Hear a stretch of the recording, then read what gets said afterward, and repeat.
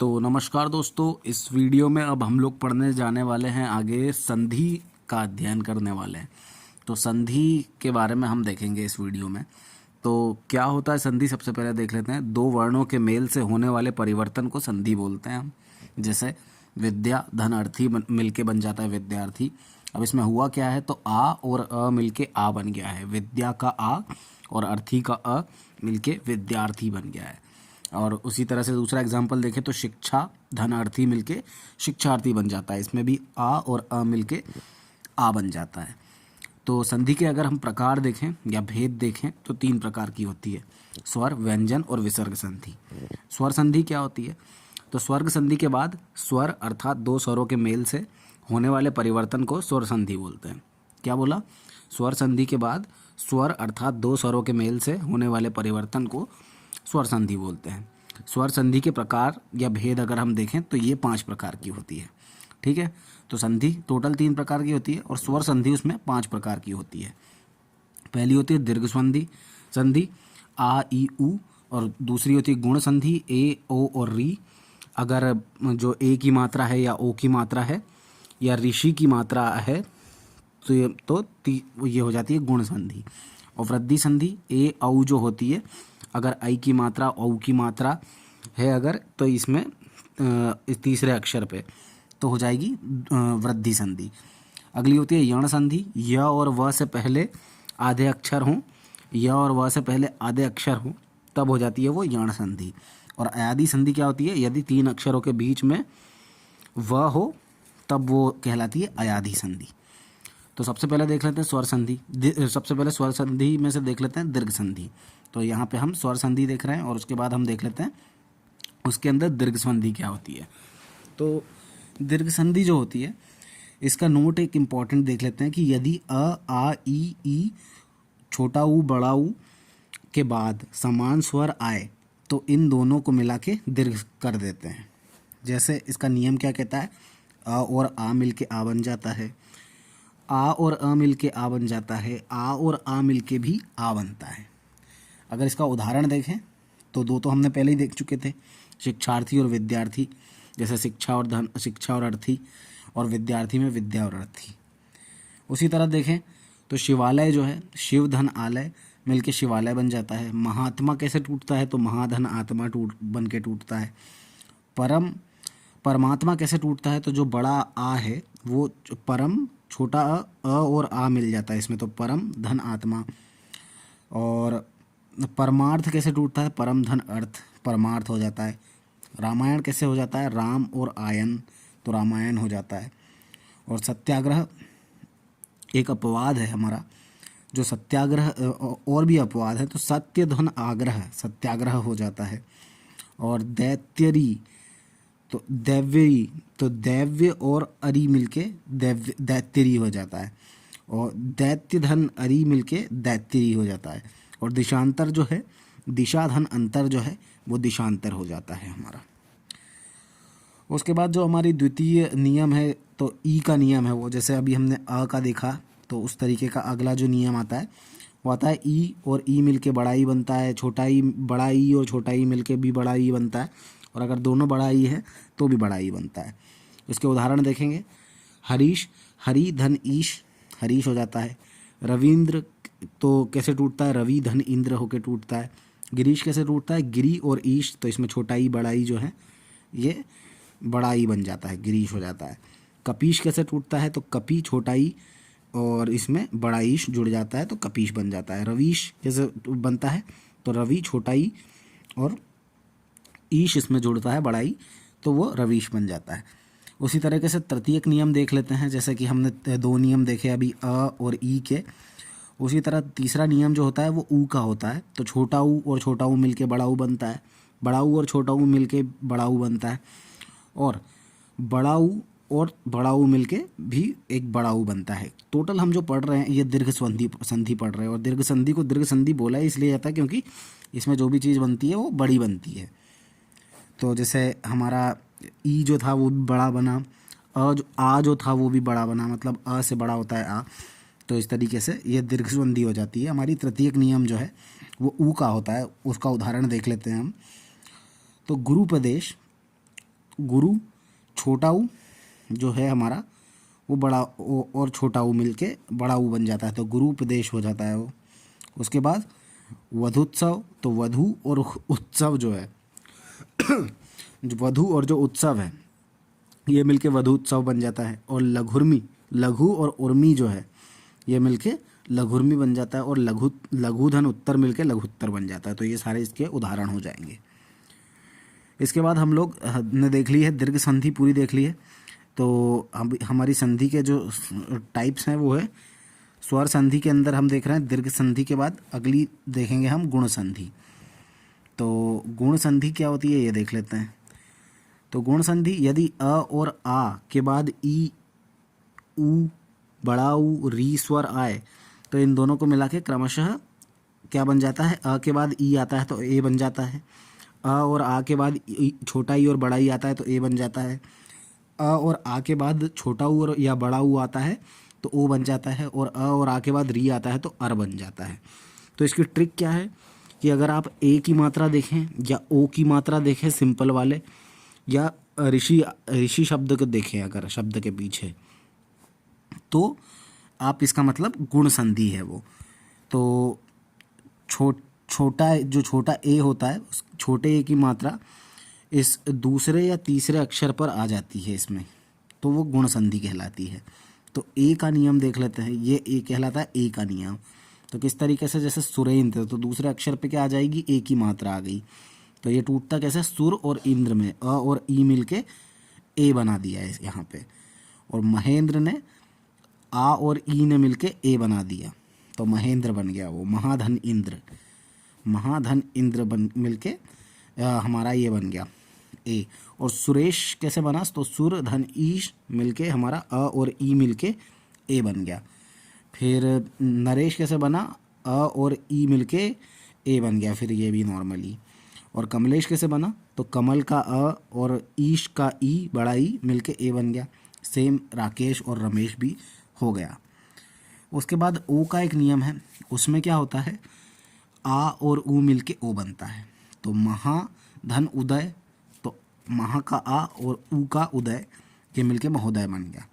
उसी तरह से पर का अ और उपकार का ऊ मिलके ओ बन गया तो परोपकार हो गया।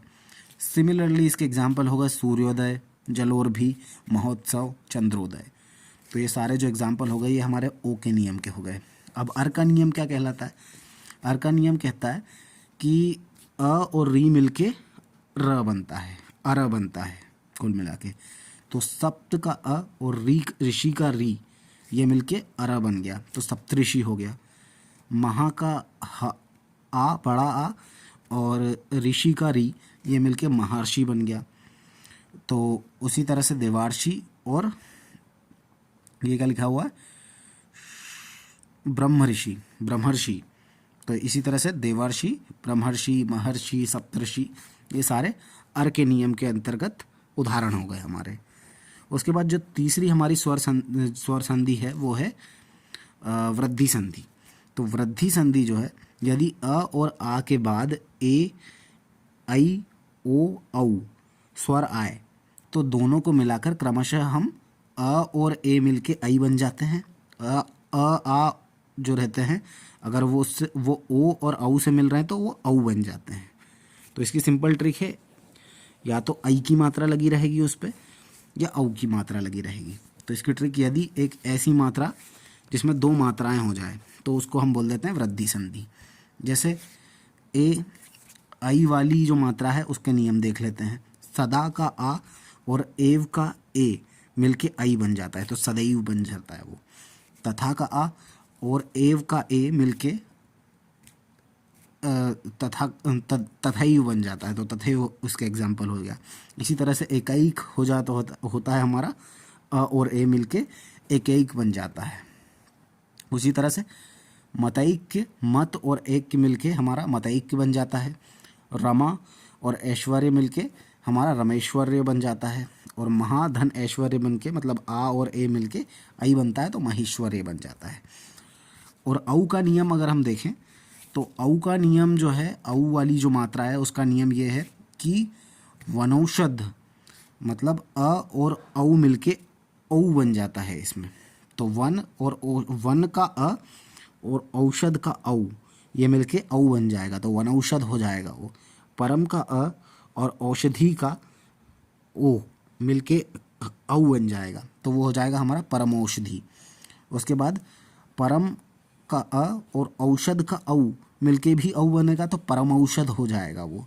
और महा का आ और ओजस्वी का ओ मिलके भी औ बनेगा, तो वो महाओजस्वी हो जाएगा वो। उसके बाद हमारी अगली संधि आती है यण संधि, स्वर संधि के अंदर ही। तो यण संधि कैसे हम देखते हैं, य तथा व जो है उससे पहले अगर आधे अक्षर आए तो यण संधि होगी। ये इसकी छोटी सी ट्रिक है।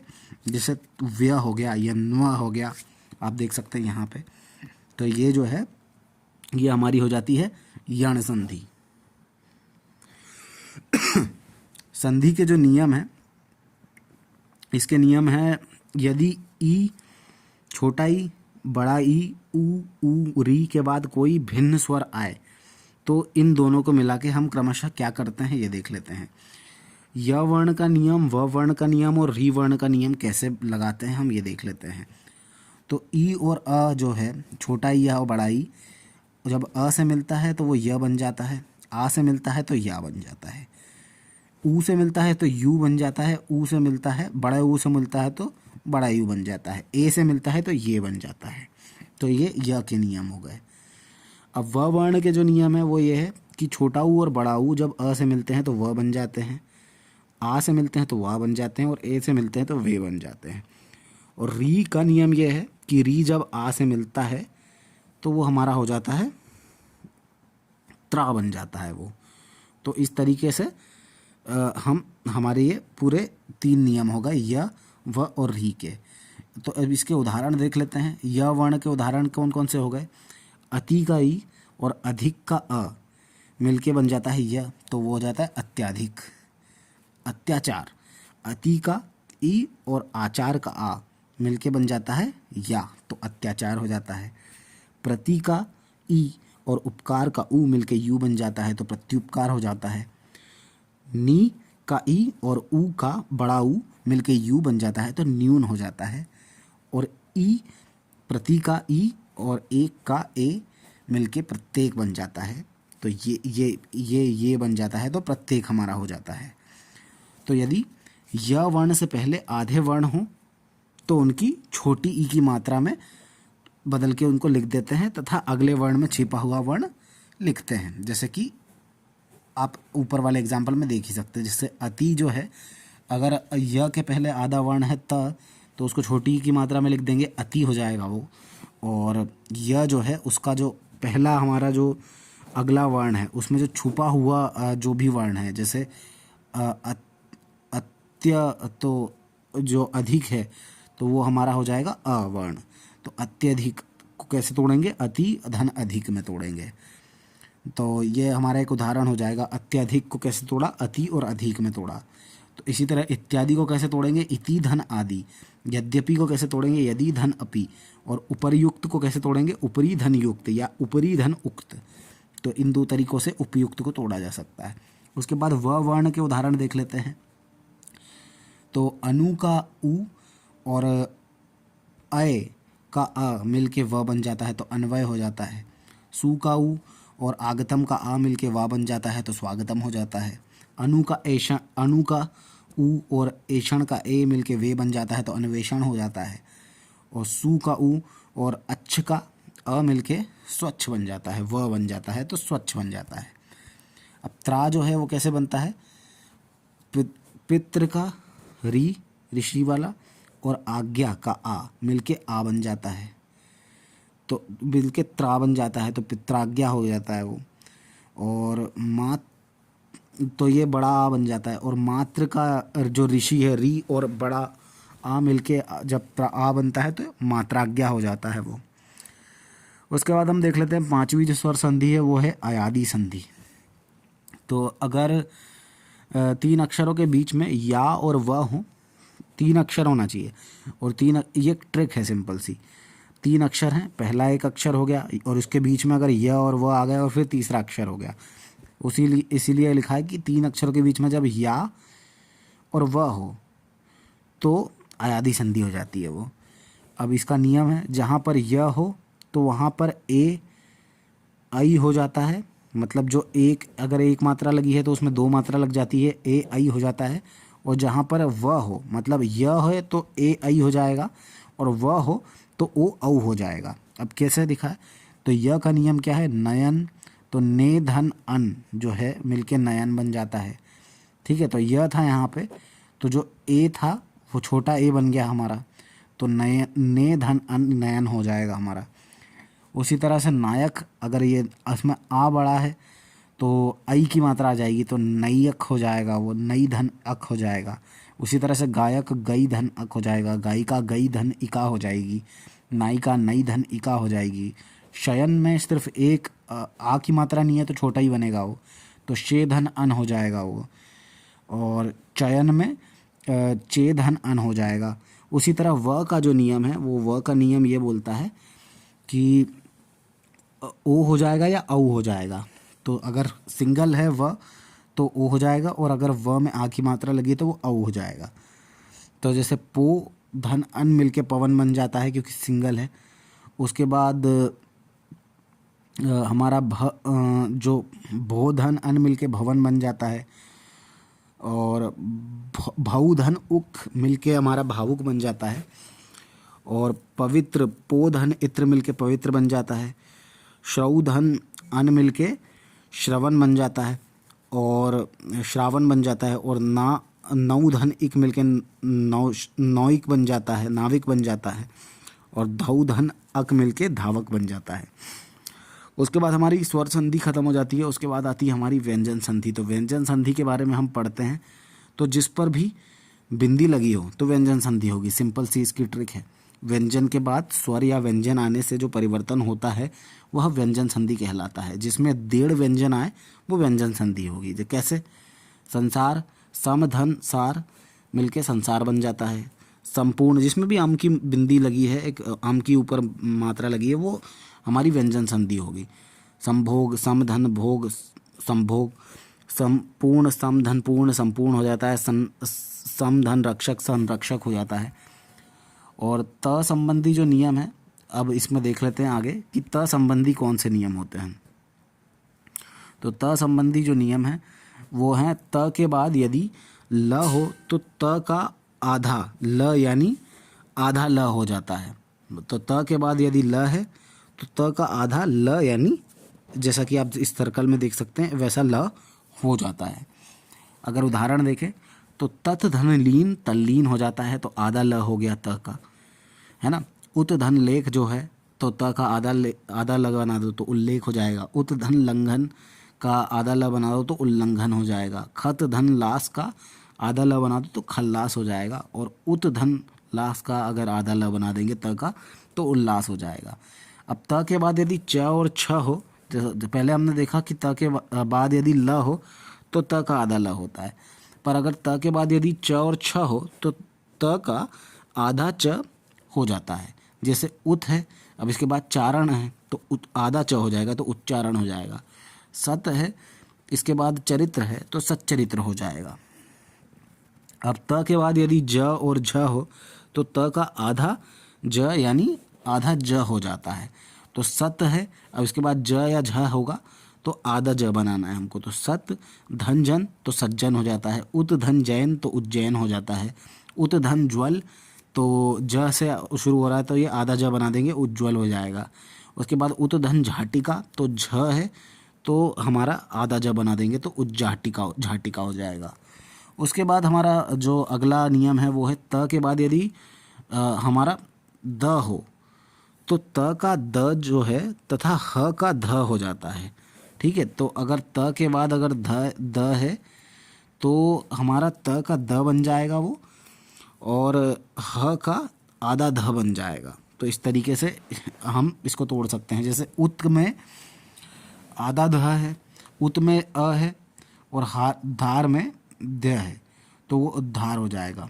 यहाँ पे क्या हुआ, त जो था उसके बाद क्या था, ह था, तो उत धन हार जो था उद्धार बन जाएगा। अब कैसे बना वो, तो त जो था वो हमारा द बन गया, और ह जो था वो हमारा ध बन गया। उत का त जो था वो हमारा द बन गया, और हार का ह जो था वो हमारा आधा ध बन गया, तो उद्धार बन गया। अब इसी तरह तत् में, तत् से जब हित जुड़ा तो तत् का त जो था वो द बन गया, और हित का ह जो था वो ध बन गया, तो उद्धित हो जाएगा वो। और उसी तरह से उत और हित जो है, तद्वित और उद्वित, ये दोनों इसके एग्जाम्पल हो जाएंगे। अब छ संबंधी नियम क्या है? तो छ से पहले कोई लघु स्वर हो तो छ से पहले आया च यानी आधा च जोड़ देते हैं।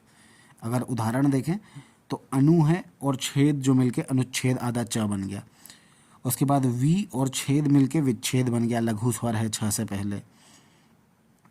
परिच्छेद जो है, परिधन छेद मिलके परिच्छेद बन गया, और स्व छेद जो है वो स्व और छेद मिलके स्वच्छेद बन गया। अब वर्ग के जो पहले वर्ण का और पांचवें वर्ण के में जो बदलाव होते हैं, एक नियम है कि वर्ग के पहले वर्ण का पांचवें वर्ण में बदलाव देख लेते हैं।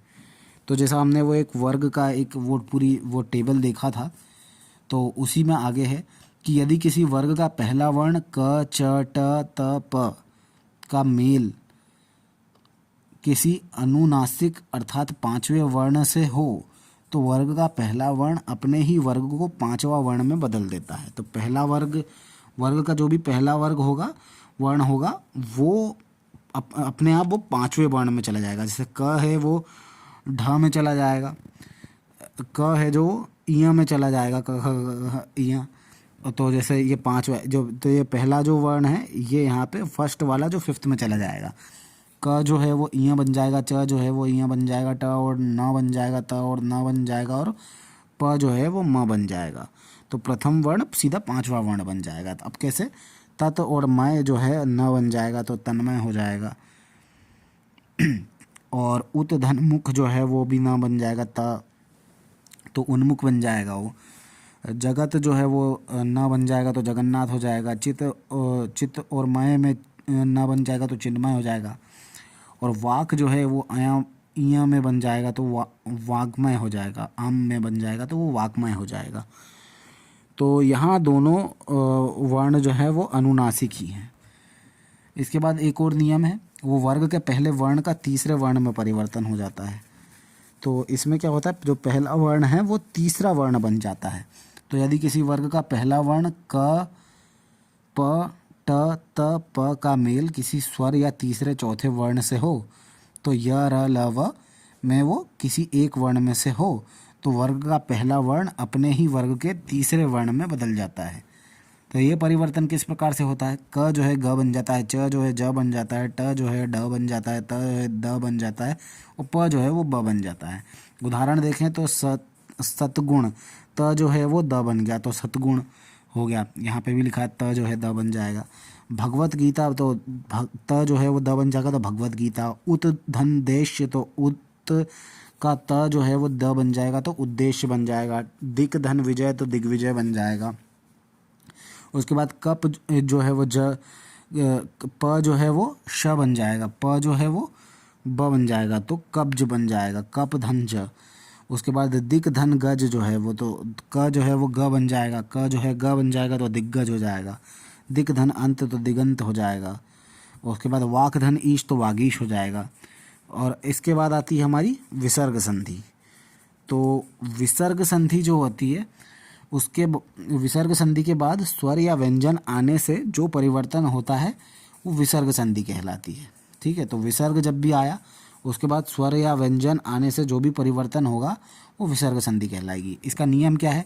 यदि विसर्ग से पहले अ और आ को छोड़कर कोई भिन्न स्वर आए और बाद में आ, ई, बड़ा ई, छोटा ऊ, बड़ा ऊ अथवा 3, 4, 5वां वर्ण आए, या य, र, ल, व में से कोई एक वर्ण आए, तो विसर्ग का र यानी री जो है उसकी मात्रा वो हो जाता है। क्या बोला नियम? कि यदि विसर्ग से पहले अ और आ को छोड़कर कोई भिन्न स्वर आए और बाद में आ, ई, ऊ, बड़ा ऊ अथवा 3, 4, 5वां वर्ण आए, या य, र, ल, व में से कोई एक वर्ण आए तो विसर्ग का र जो है वो री में ऐसे परिवर्तित हो जाता है। तो विसर्ग जो रहेगी, इसकी ट्रिक जो है यही है कि इसमें जो विसर्ग रहेगी उसका विसर्ग का र जो है वो ऐसी र की रेप जो है उसमें बदल जाता है, और जो सिर्फ र होता है वो विसर्ग हो जाता है। तो जैसे आशीर्वाद जो है तो उसमें क्या रहेगा, आशी सेम रहेगा और विसर्ग बन जाएगा, वो जो ऊपर वाली जो थी वो विसर्ग बन जाएगी, तो आशी धनवाद हो जाएगा। निह धन बल, तो नी वैसे ही रहेगा और ब के ऊपर वो विसर्ग जो है था वो ब के ऊपर आ जाएगा तो निर्बल हो जाएगा। उसी तरह से दुह धन बल, तो दू जो है वो वैसे ही लिखा जाएगा और ब के ऊपर वो विसर्ग जो था वो ब के ऊपर चला जाएगा, तो वो हमारा दुर्बल बन जाएगा। उसी तरह से निह धन विकार, तो नी वैसा ही रहेगा और जो अह की मात्रा थी वो वी पे चले जाएगी तो विर्क निर्विकार हो जाएगा वो। उसी तरह से निह धन धन, तो नी वैसा ही रहेगा और धन था उसके ऊपर र की रेप चले जाएगी तो निर्धन हो जाएगा। उसी तरह से निह धन आशा, तो नी जो था वैसे ही रहेगा और आ जो था उसके ऊपर र वहाँ पे र चले जाएगी तो निराशा बन जाएगी वो। उसी तरह से निरुत्तर निरुद्देश्य और निर्वाचन और पुनः जागरण भी इस तरीके से बन जाएंगे। तो इसकी ट्रिक है, यदि आधे आधे ई श आधा स, मतलब आधा श आधा श और आधा स हों तो विसर्ग संधि जो होगी वो हो जाएगी। नोट इसका आप देख सकते हैं, यही है नोट। तो ट्रिक है, पहले बीच में और बाद में क्या क्या होना चाहिए। कोई लघु स्वर आया अ ई उ, तो बीच में आधा आधा श आएगा और बाद में च घ और श आएगा। तो और अगर पहले ई है ऊ है तो आधा षटकोण का आ जाएगा। क ख बाद में आ सकता है क ख ट ढ प प। और अगर कोई भी स्वर दूसरा आए पहले तो आधा स आएगा और उसके बाद में आ सकता है त भ स। अब उसके उदाहरण के देखें तो हरिश्चंद्र जो है, हरि जो था वो अब आधा श जो था वो विसर्ग बन गया, हमारा विसर्ग बन गया और च जो था वो आ गया हमारा बाद में, तो हरि हरि ही धन चंद्र मिलके हरिश्चंद्र बन गया। उसी तरह अनहि धन चय मिलके अनिश्चय बन गया आधा श, और निहि धन चय मिलके निश्चय बन गया और निष्पाल हो गया हमारा निहि धन पाल, और निष्ठुर हो गया निहि धन ठुर, और दुष्कर्म हो गया दुह धन कर्म, और दुशासन हो गया हमारा दुह धन शासन। तो इसका नियम यही है कि यदि विसर्ग से पहले अ तथा बाद में अ अथवा 3 4 5वां वर्ण हो या य र ल व में से कोई एक वर्ण हो तो विसर्ग को ओ हो जाता है, विसर्ग का ओ हो जाता है।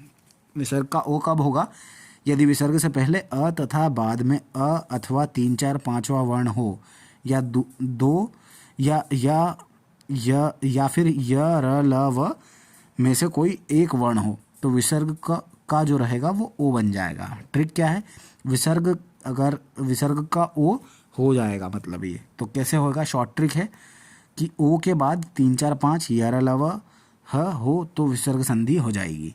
अब कैसे, तो मनः धन ज मिलके मनोज बन जाता है तो ओ बन गया। ये क्यों बन गया, ये क्योंकि जो 3 4 5 में से ये हमारा जो न था वो शब्द था इसके अंदर, न मनः के अंदर न था तो वो ओ बन जाएगा तो मनोज हो जाएगा वो। मनः धन ज, मनः धन हर हो जाएगा मनोहर, यशः धन दा हो जाएगा यशोदा, सरह धन ज हो जाएगा सरोज, मनः धन बल हो जाएगा मनोबल, और मनः धन रथ हो जाएगा मनोरथ, और मनः धन रमा हो जाएगा मनोरमा। उसी तरीके से वयः धन वृक्ष हो जाएगा वयः धन वृद्ध हो जाएगा वयोवृद्ध, पयः धन धर हो जाएगा पयोधर, तपः धन भूमि हो जाएगा तपोभूमि, और यशः धन मति हो जाएगा यशोमति। तो ये हो जाएगा हमारा। उसके बाद विशेष नियम है एक कि विसर्ग जब लुप्त हो जाता है, यदि विसर्ग के बाद र हो तो विसर्ग लुप्त हो जाता है और उससे पहले स्वर दीर्घ हो जाता है। क्या मतलब है इसका, तो लघु स्वर जो रहेगा वो परिवर्तित हो जाएगा दीर्घ स्वर में। जैसे नीह धन, नीह जो है इसमें लघु स्वर है और रोग जो है ये र की वजह से निरोग जो है वो बड़ा मतलब दीर्घ स्वर में बदल जाएगा। तो लघु स्वर नी जो छोटी की मात्रा थी वो बड़ी की मात्रा में बदल जाएगी तो निरोग हो जाएगा। निह धन रोग निरोग हो जाएगा। तो तो इसमें यहाँ पे क्या क्या हुआ, लघु स्वर जो था वो दीर्घ स्वर में बदल गया और जो हमारा विसर्ग था वो गायब हो गया। तो निह धन रोग निरोग हो गया। इसी तरह से निह धन रस निरस हो गया, निह धन रज नीरज हो गया और धीह धन रज धीरज हो गया। इसमें एक महत्वपूर्ण है, अतः धन एव जो होता है वो अतएव होता है, अतएव।